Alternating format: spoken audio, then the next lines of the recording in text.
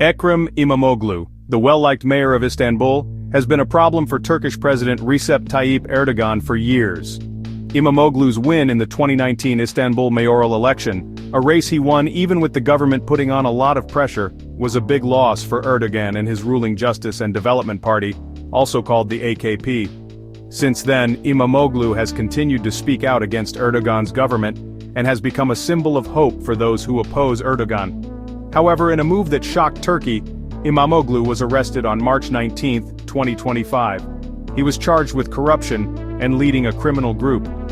These charges come from claims that Imamoglu rigged city contracts and illegally gave money to opposition groups. Imamoglu and his supporters strongly deny these charges, saying they are just a way to silence one of Erdogan's biggest rivals. The arrest happened just days before Imamoglu was expected to be chosen as the presidential candidate for the Republican People's Party, Turkey's main opposition party. With elections coming soon, many people see Imamoglu's arrest as a clear attempt to stop him from running. As Imamoglu stays in jail, his future is uncertain, and this creates worry about Turkey's political future and democracy in the country. The arrest has been criticized both inside and outside of Turkey, with many people seeing it as a political attack on an important opposition leader.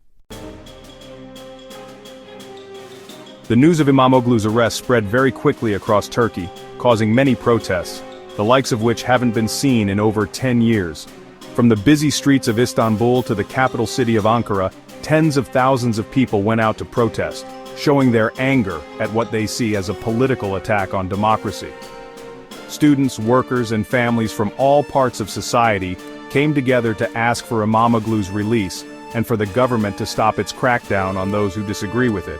The protests, driven by a strong feeling of unfairness and a desire for a more democratic future, have become a powerful symbol of the growing unhappiness with Erdogan's rule. The police responded harshly to the demonstrations, using tear gas, water cannons, and rubber bullets to break up the crowds. Hundreds of protesters were arrested, and journalists trying to report on the events were threatened and arrested. The government's actions against the protests have only made things worse and increased worries about human rights and freedom of assembly in Turkey.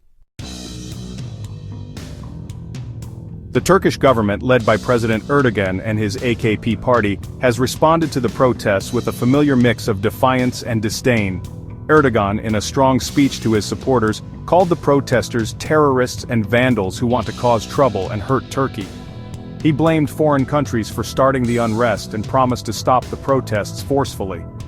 The government's crackdown on those who disagree has gone beyond the streets, with authorities targeting journalists, teachers, and citizen groups who criticize the government. International human rights groups have condemned the Turkish government's response to the protests, asking for the violence to stop and for everyone who is arrested to be freed. The European Union, Turkey's biggest trading partner, has said it is very worried about the situation and urged Turkish authorities to respect basic freedoms and the rule of law. The arrest of Ekrem Imamoglu and the crackdown on protests that followed have created a lot of uncertainty about Turkey's future. Recent events have shown how divided Turkish society is and how weak the country's democratic systems are. People who disagree with Erdogan say he is weakening Turkey's democracy, turning the country into a place where one person has all the power. They point to the government's control over the media, its harsh treatment of those who disagree, and its weakening of the courts as proof that Turkey is becoming less democratic. The world has watched with growing worry as Turkey, once seen as a good example of a Muslim democracy, has moved towards authoritarianism. What happens next in Turkey will be very important, not just for Turkey but for the whole region.